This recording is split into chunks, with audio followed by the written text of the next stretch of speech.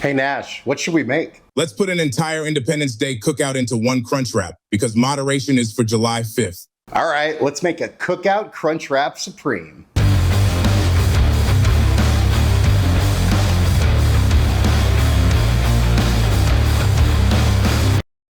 Welcome back to Chaos Kitchen, where Nash is really looking forward to the fireworks. It's almost the 4th of July. It's almost America's birthday.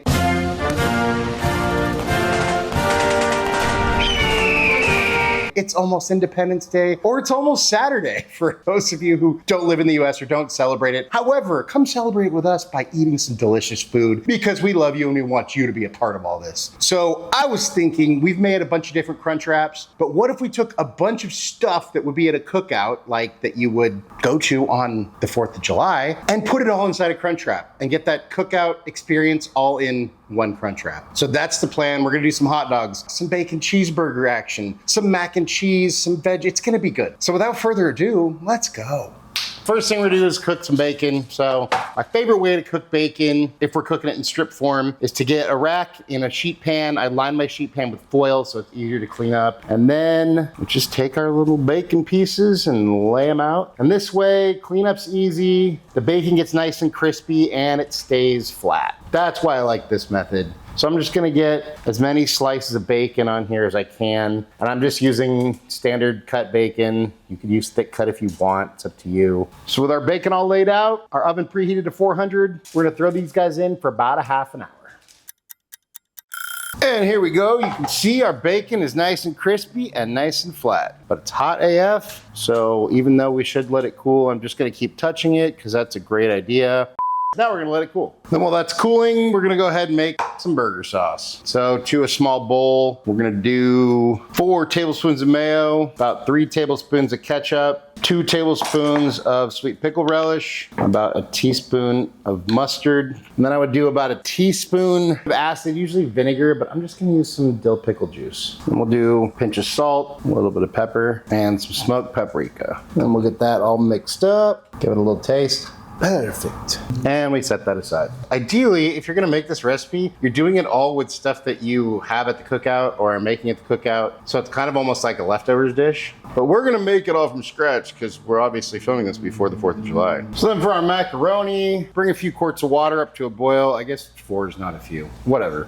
Go ahead and salt that. Then we go ahead and dump in a pound of whatever pasta you want to use. We're using your standard elbow macaroni. Go ahead and give that a stir. Make sure nothing sticks. And then as soon as that comes back up to a boil that until al dente. For me, that's 9 minutes. So we're gonna let this guy go for 9 minutes. And once your time's up, kill the heat, and we drain our pasta. Then for our cheese sauce, you want to grate about 20 ounces of cheese. We use whatever cheese you like. I'm gonna use a combination of cheeses. Some Gruyere because I like it. Some cheddar because it's cheddar. I mean, why not? And some mozzarella for some extra creaminess. Then in a medium bowl on medium heat. That's a pot, not a bowl, genius. We throw in 4 tablespoons of butter, which is 2 ounces, which is a 1/4 cup. And we just let that melt. Once our butter is melted, we're gonna whisk in equal amount of flour. So another 4 tablespoons, 1/4 cup. And then we just wanna whisk this until it is smooth, has no lumps, and the smell of raw flour is kind of replaced by the smell of pie dough. I'll go ahead and make this video scratch and sniff so you can smell what that smells like. Did you do it? Okay, good, because I was just kidding.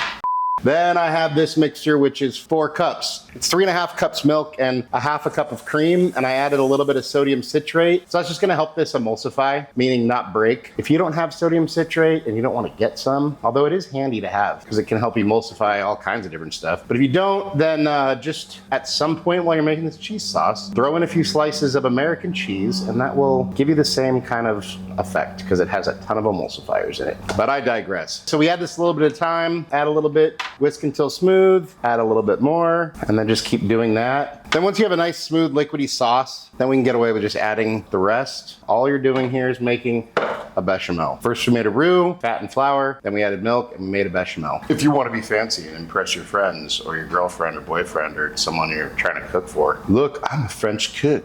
You're an idiot. Yeah, that's true. Can't argue with that. Then we're gonna add a pinch of salt, a little bit of pepper, A little bit of that pixie dust. And this may or may not be controversial, but I'm gonna add a little bit of mustard powder. Hey, that's the oven reminding me that you should preheat your oven to 400. And I'm gonna whisk in all these spices here. I'm gonna bring that up to a simmer and then whisking fairly regularly. You don't need to whisk it constantly, but you don't want it to form like a skin or anything like that. So whisking fairly regularly, just let it simmer until it thickens and reduces by a little bit. And once your bechamel has reduced by a bit and thickened by quite a bit, then we can go ahead and lower the heat. And then we add in our cheese, and just like the milk, we do it a little bit at a time. Make sure you drop some on your stove because that's cool. Put in a little bit, stir it in till it melts, and then just repeat the process until you've used up all of your cheese. Leave no cheese behind. Leave no cheese behind. And just get that all stirred in there. And then once you have a nice thick cheesy sauce like this, then we can kill the heat and set this aside for now. Then we put all of our pasta into a greased casserole dish, or if you're bringing it to the cookout, use this aluminum tray so you don't have to worry about washing anything or taking it home. Then we dump our cheese all over this guy and we get this all mixed up. Okay, different tool. You want this all combined so all of your little noodles are covered in cheese. And then once we've achieved that, then we just want to sort of smooth it all out. Literally, if you do nothing else from this video, make this cheese sauce. It's amazing. Then we're gonna give this guy some breadcrumbs. And I know usually we toast them before we put them on, but honestly, they'll toast in the oven. I'm trying to make this a really easy mac and cheese, not like a super involved one. I mean like an easy, fancy mac and cheese. And then I'm gonna add a little bit of garlic, a little bit of smoked paprika, and some parm. Then we're gonna throw this in the oven for about 30 minutes. And here's our mac and cheese right out of the oven. The breadcrumbs crisp up nicely. It's looking good. Now we're gonna let this cool while we make the rest. And now we get to the meat and potatoes. Well, I guess there is no potatoes, just meat. Anyways, the meat of the recipe. So we got hot dogs. So because we're doing crunch wrap, I'm just gonna go ahead and cut these hot dogs in half this way. I'm not entirely sure how many we'll need, but 3 should be more than enough. And then what I'm gonna do is just do a little bit of scoring on these guys. And this is just gonna help them get a little bit more crisp, more surface area on the crispiness. I guess we'll just leave the bottoms. Yeah, we'll just leave the bottoms the way they are. All right, so then we'll transfer these somewhere. Get rid of that, whatever that is. Then we get out 4 ounces of ground beef. Usually we do 3-ounce patties for a smash patty, but because this is supposed to be the size of a tortilla rather than a burger bun, it's a little bit bigger, so this is 4 ounces instead of our normal 3. So just get this sort of without working the heck out of it. Although with smash burgers, it doesn't really matter, but with burgers, you tend to want to manipulate the meat as little as possible. Otherwise, it's gonna get kind of hard and dense, more like a meatball or a meatloaf, and that's not what you want. With smash burgers, it doesn't matter as much because you're just gonna smash the crap out of them anyways, but we'll get this into a nice little ball. And then off to the fire. Then to a flat top grill or a griddle, whatever you got. We're just gonna go ahead and put down our hot dogs here. And you know the drill. Hot dogs are already cooked. We're just trying to heat them up, get some color on them, change the texture a little bit. Doesn't take long. Should you do this with your hands? Absolutely not. This is a really dumb idea, but you know, I'm full of dumb ideas. No arguments here. But you know what? Use some dogs or something.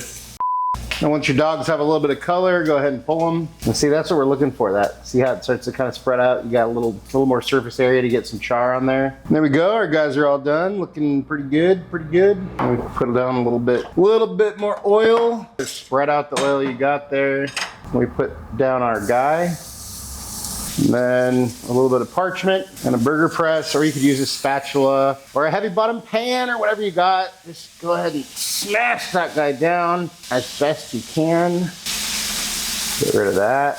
And smash patties, you really only need to season one side, so we'll go in with a little bit of salt, a little bit of pepper, and some garlic powder.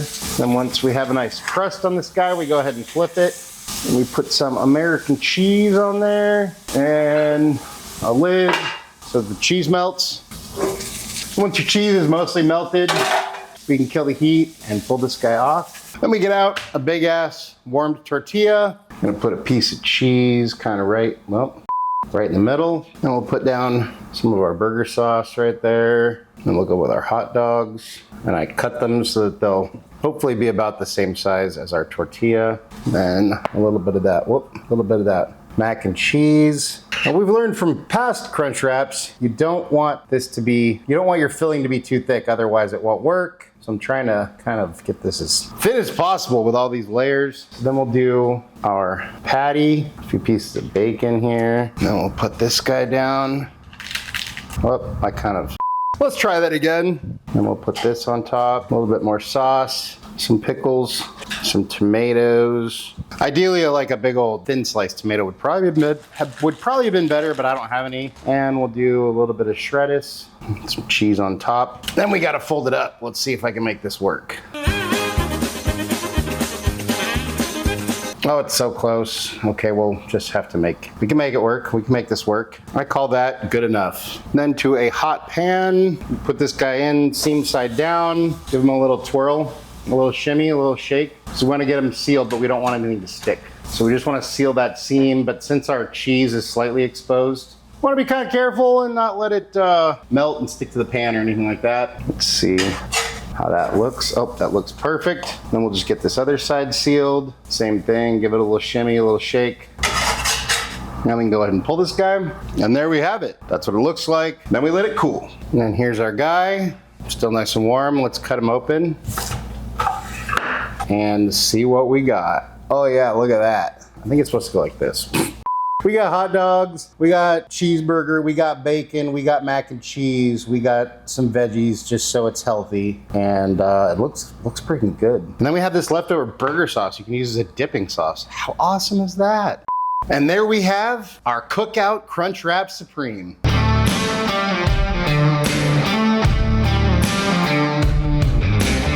And it's time for a bite. Cheers.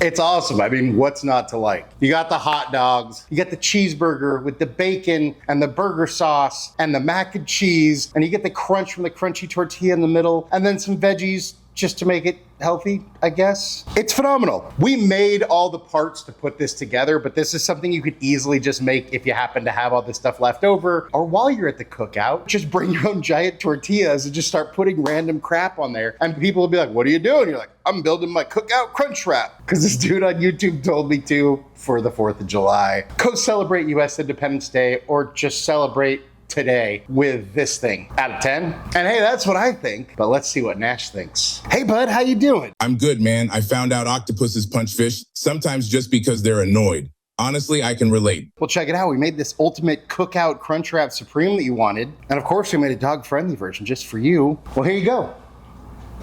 What do you think? Wow, that's like the entire 4th of July RSVP to one tortilla. Anything you want to say to your fans? The best memories usually aren't planned. They happen when good people decide to spend time together. Nash approves, I approve. Another great dish, a great fusion. I guess it's a fusion. Go make this. Go celebrate Independence Day. Even if you don't live in the US, you know what? Do it anyways. Light some stuff on fire. Light some fireworks. Go make this. Okay, maybe don't light fireworks if they're illegal where you live. But either way, have a good and safe Independence Day, or just Saturday for those of you who don't celebrate it. Thank you all so much for watching. Really appreciate you all. If you enjoyed the video, go hit the like button. And hey, if you want to see our other cool, fun, crazy, delicious videos, go check them out somewhere over here. And just remember, cook more, eat better, embrace the chaos. Until next time, be good and peace.